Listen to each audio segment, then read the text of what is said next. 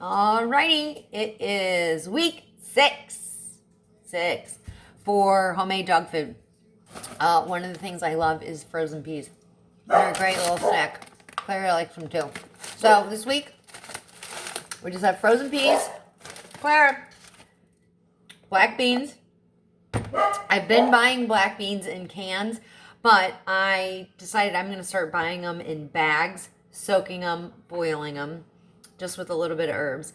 And then that way I'll have beans for Neil and I, for lunches, for salads, and things like that. Because making your own beans is a lot cheaper. I think the bag of beans was like 89 cents, and it made 4 times as much as the can of beans. And they're not really processed. They're fresh. All right, so I got black beans. I made some chicken stock the other day. I know I did a video, and I had it in the background. I was boiling off the celery and the carrots and the, I don't know what I made, but I had this chicken stock. So I got chicken stock. I found some carrots in my fridge. I wanted to get rid of them. It was just a bag. I bought some ground flaxseed this week because I had been out. And then I did ground beef. So what I'm going to do first, I already cooked my ground beef and I let it cool. So it's kind of thick. I am going to put in my ground beef. They love this. They love homemade dog food. They're so excited every morning. Oh my gosh. They get up at 4:30. They're so excited. And I try to make them wait. Thank you, Clara. She's licking my feet. She knows we're making dog food. They are so excited in the morning. Like, they get up earlier and earlier. So I have to try to keep them preoccupied. Okay. I'm going to go ahead and go with beans. So I want to do a pretty good scoop of my black beans. Again, these were just black beans that were hard. I soaked them for 24 hours.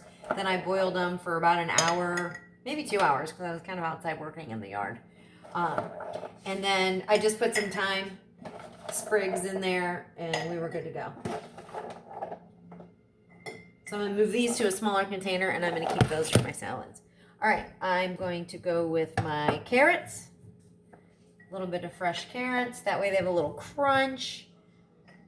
When I looked at George's bowl, I had to wash it today because he had left all the peas. He ate around all the peas. So I think he was tired of peas. But you know what? Too bad. I'm going to trick him this week. And how I'm going to trick him is with my chicken stock. All right, peas. These aren't going to be, well, maybe they will be. I was going to say they might not be as full as they have been in the past couple weeks because I don't have as much frozen vegetables, but with the beans and the meat, we're good on protein, so I think we're good. We're good. All right, done with that. I'm going to do the flaxseed. Let me get a scooper. I'm going to do the ground flaxseed. This is super good for them. Last week, I think I did oregano and mint. They did not mind it at all. They ate it. It was good for them. It was good for their breath, good for their digestive system. So you can put any kind of herbs that you want in there, just not too much mint because it can cause an upset stomach. All right, this is the Mac Daddy. Oh, it's homemade chicken stock. It's so good. So when Neil goes to feed them in the morning and pours this in the food, they're going to think they're in little dog heaven. Ooh, I went a little heavy in this first one. I want to even it out. I think that's good. I think that's perfect. Really, that's it. So there's no reason you can't be making your own homemade dog food. They're going to love it. I don't know if you've been watching before, but dog food is legally to be shelf staple for 3 years. So that means there's a lot of preservatives in it. So you really don't want your dogs to be eating that. So I buy Pro Plan Bright Minds. It's a black bag. It's got yellow writing on it. Clara used to have cloudy eyes, and now she doesn't. The flaxseed is going to be good for inflammation in their joints. The peas are going to be good.